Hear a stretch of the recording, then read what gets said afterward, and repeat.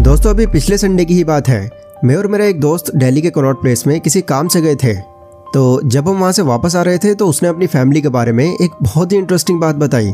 उसने बोला कि यार तुझे पता है, मेरी दादी को अगर उस जमाने में फाइनेंस के बारे में जानकारी होती तो आज किस्मत खुल गई होती हमारी। उसने बोला कि यार देख, हुआ क्या था, 1964 की बात है। उस टाइम मेरे परदादा जो थे उनकी बहुत तबीयत खराब चल रही थी। तो एक दिन उन्होंने मेरी दादी और दादी की बहन को अपने पास बुलाया और दोनों को 5-5 हज़ार रुपये देकर बोले, देखो बेटा, ये जो पैसे हैं ये मैं अपने दोनों खेत बेच कर लाया हूँ। मुझे नहीं लगता कि अब मैं और ज़्यादा जी पाऊँगा। तुम इन पैसों को लो और इन्हें संभाल के रखना, और जब भी इनकी ज़्यादा ज़रूरत पड़े तभी इनका इस्तेमाल करना। और हाँ, इन पैसों के बारे में किसी को ना पता चल पाए। अब देख, तुझे तो पता ही है कि उस टाइम पर औरतों पर कितनी पाबंदियाँ लगाई जाती थीं। तो मेरी दादी ने तो उन पैसों को एक पोटली में रखा और मौका देखकर एक पेड़ के नीचे गाड़ दिया। लेकिन उनकी बहन को इस तरह से पैसे छुपाने का तरीका बिल्कुल पसंद नहीं आया। तो उन्होंने उस टाइम क्या किया, उन्होंने जानबूझकर एक बकरी को खोला और उसे घर से बाहर भगा दिया, और उसका पीछा करने के बहाने वो बाहर निकल गई। घर वालों को लगा कि बस यहीं आसपास ही गई होंगी, वो पकड़ लाएंगी बकरी को। पर उन्होंने तो यहाँ अपना असली काम किया। वो जल्दी से एक जोहरी के पास गई और 5,000 रुपये के बदले में वो सोना खरीद कर ले आई, और जैसे तैसे छुपाकर उस सोने को उन्होंने अपनी एक खास तिजोरी में रख दिया। अब ऐसे ही इतने साल बीत गए, अब तक भी इन दोनों ने अपने इस राज का किसी को पता नहीं लगने दिया था। पर पिछले साल जब अचानक से ही मेरी दादी की डेथ हो गई तो मेरी दादी की सिस्टर ने तब जाकर ये बात सबको बताई। उन्होंने बताया कि वो और हमारी दादी को इस तरह से पैसे मिले थे। तो हमारी दादी ने तो वो पोटली में डालकर ज़मीन में गाड़ दिए, पर उन्होंने इनका इस चालाकी से बाहर निकलकर सोना खरीदा, उसे एक तिजोरी में रखा और कहीं छिपा दिया। ये तिजोरी का पता उन्होंने अभी 2 महीने पहले ही घर वालों को दिया। फिर ढूंढने पर उनकी तिजोरी भी मिल गई, और जहां हमारी दादी ने पैसे दबाए थे वो भी मिल गए। मेरी दादी के पैसे तो बिल्कुल यूजलेस हो चुके थे, गल सड़ चुके थे, लेकिन उनकी सिस्टर का गड़ा हुआ सोना अब भी बिल्कुल वैसा ही था। और यार तुझे जानकर हैरानी होगी कि आज यानी कि 2023 में इस 5,000 रुपये के सोने की कीमत लगभग 48,40,000 रुपये हो गई है। मैं सच में इस अमाउंट को सुनकर शॉक रह गया। मेरा दोस्त बार बार इस बात को मेंशन कर रहा था कि काश मेरी दादी ने भी कैश रखने के बजाय गोल्ड ही खरीद लिया होता। वेल ऐसा वो बार बार क्यों बोल रहा था, इसका मैं लॉजिक आपको बताता हूँ। तो जिस टाइम की वो बात कर रहा था वो 1964 के टाइम की बात थी, और उस टाइम पर गोल्ड की प्राइस लगभग 63 रुपये की थी। अब 63 के हिसाब से उनको 5,000 रुपये में अप्रोक्स 793 ग्राम सोना पड़ा। और जैसा कि आप देख ही रहे हैं कि गोल्ड की कीमत अब लगभग 60,000 रुपये तोला हो चुकी है। एंड तोला आप सभी को पता होगा 10 ग्राम का होता है। तो इस हिसाब से जो सोना उस टाइम पर 5,000 रुपये का लिया गया था, आज 2023 में उस सोने की वैल्यू लगभग 40.5 लाख रुपए हो चुकी है। अब ये सब मैं आपको इसलिए बता रहा हूँ क्योंकि कई बार हम ये सोच लेते हैं कि अगर हमारे पास कैश रखा हुआ है तो वो हमारा बहुत बड़ा एसेट है, और इनको हम बैंक में जमा कराकर ऐसे ही छोड़ देते हैं। बट बैंक उन पैसों पर हार्डली आपको 3 से 5% का इंटरेस्ट देता है, और यहाँ पर भी स्टिल हमको यही लग रहा होता है कि यार पैसे तो बढ़ ही रहे हैं हमारे। बट आज के टाइम में इन्फ्लेशन जिस तेजी से आगे बढ़ रहा है, इसके हिसाब से आपके पैसों की वैल्यू बढ़ तो बिल्कुल भी नहीं रही, उल्टा घटती चली जा रही है। और इसका एक छोटा सा नमूना अभी आपने देख ही लिया है। पहले के टाइम में 5,000 रुपये की भी इतनी वैल्यू होती थी कि उससे हम एक प्रॉपर्टी तक खरीद सकते थे। बट आज के टाइम में प्रॉपर्टी तो छोड़ो, इतने में तो एक किराए की दुकान भी बहुत मुश्किल से मिलती है। तो पहला पॉइंट हमारा यह है कि कैश को एक एसेट समझकर लंबे टाइम तक अपने पास रखने की जगह अगर आप कमोडिटीज में इस कैश को इन्वेस्ट कर देते हो तो लॉन्ग टर्म में आपकी ये इन्वेस्टिंग की वैल्यू बढ़ती ही रहेगी। क्योंकि पिछले कुछ टाइम में अगर आप देखो तो गोल्ड के प्राइस बहुत तेजी से आगे बढ़े हैं, और ऑब्वियसली आगे भी ये बढ़ने ही हैं। दूसरा एसेट है हमारा सब्सक्राइबर्स या फिर फॉलोअर्स।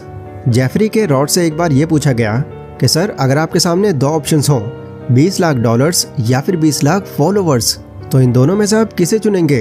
रॉड्स ने बिना सोचे फटाफट जवाब दे दिया, जी 20 लाख फॉलोअर्स। तो सवाल पूछने वाले ने हैरान होकर कहा, अरे क्यों? जब आपको इतने सारे पैसे मिल रहे हैं तो आपको फॉलोअर्स क्यों चाहिए? देखो, मैं शुरू से ही प्रॉफिट के मामले में लॉन्ग टर्म की सोचता आया हूँ।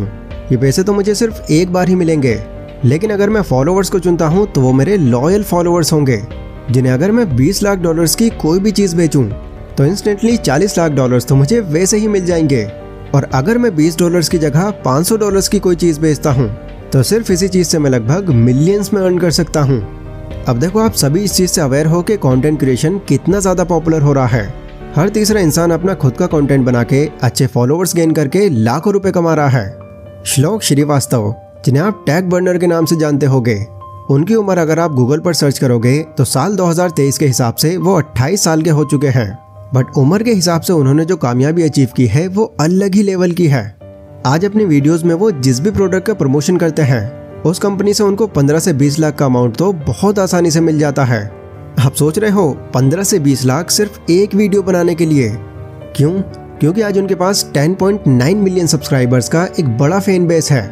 अब अगर आपके मन में यह आ रहा है कि वो टैग बर्नर है भाई, उनके जितने सब्सक्राइबर्स गेन करना बहुत ज़्यादा मुश्किल काम है, तो ठीक है, अब मैं यहाँ पर अपना ही एग्जाम्पल ले लेता हूँ। आज मेरे चैनल पर करीब 2,24,000 सब्सक्राइबर्स हैं, जो कुछ लोग की नज़रों में कम हों और कुछ की नज़रों में बहुत ही ज़्यादा। बट स्टिल मैं अपने इस चैनल प्लस अपनी वीडियो एनिमेशन एजेंसी से 1 लाख प्लस की अर्निंग कर रहा हूँ, वो भी सिर्फ 24 साल की उम्र में। आप सोच सकते हो कि जहाँ पहले के टाइम में इतने पैसे कमाने के लिए किसी बहुत बड़ी कंपनी में काम करना पड़ता था, वहीं आज अगर आपके पास फॉलोअर्स हैं या फिर सब्सक्राइबर्स हैं तो आप ऐसे ही इतने पैसे कमा सकते हो। तो ये भी आपके लिए एक ऐसा एसेट है जिसे कैश से तो आप कंपेयर ही नहीं कर सकते। लेकिन हम इतने सब्सक्राइबर्स भी गेन नहीं कर पाए तो क्या होगा? लाख तो छोड़ो, हजारों कमाने के भी लाले पड़ जाएंगे। तो इसके सोल्यूशन में आपके लिए ये तीसरा एसेट है, जो कि है एक साइड हसल।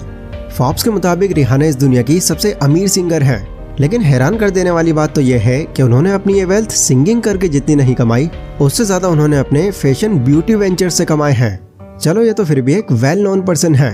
कई सारे मैंने ऐसे यूट्यूबर्स भी देखे हैं जिनका सब्सक्राइबर बेस तो उतना बड़ा नहीं होता, बट स्टिल उनके पास जितने भी सब्सक्राइबर्स होते हैं उनको वो अपने चैनल के थ्रू अपना खुद का कोई प्रोडक्ट दिखाते हैं और उसको वो इस तरह से रिव्यू करते हैं कि लोग क्यूरियस हो जाते हैं उसे परचेज करने के लिए।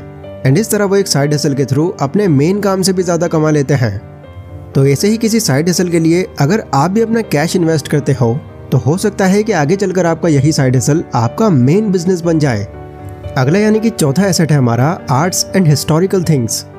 मेरे बचपन में मुझको एक अमेरिकन शो देखने का बहुत शौक था, जो हिस्ट्री टीवी 18 चैनल पर आता था। इस शो का नाम था पॉन स्टार्स।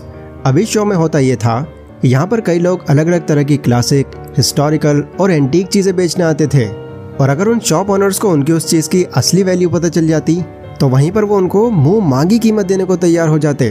पहले तो मुझे ये लगता था कि यार लोग ऐसी चीज़ें खरीदकर क्यों इतने पैसे खराब करते हैं, बट बाद में जाकर मुझे ये समझ आया कि इन चीज़ों की वैल्यू टाइम के साथ बहुत ज़्यादा बढ़ जाती है।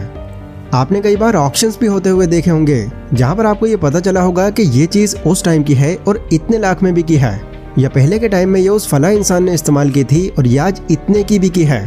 अब देखो, सिर्फ हिस्टोरिकल चीज़ें ही नहीं, कई ऐसी भी चीज़ें होती हैं जो as a limited edition launch होती हैं, और ऐसी चीज़ों पर पैसा लगाने की कुछ लोग ताक में रहते हैं ताकि आगे चलकर जब इस चीज़ की वैल्यू बढ़े तो इससे वो कई ज़्यादा गुना प्रॉफिट कमा लें।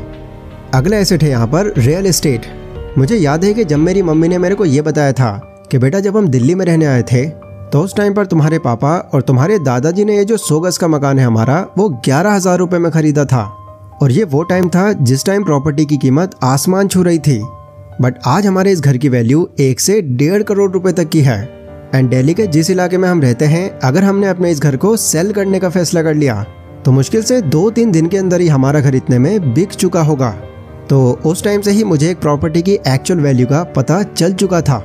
और ऐसा नहीं है कि ये सिर्फ मेरे एरिया में ही है, आपका भी घर जो आपने पहले कभी एक टाइम पर खरीदा था, आज के टाइम के हिसाब से आपके घर की वैल्यू भी बहुत ज़्यादा बढ़ गई होगी।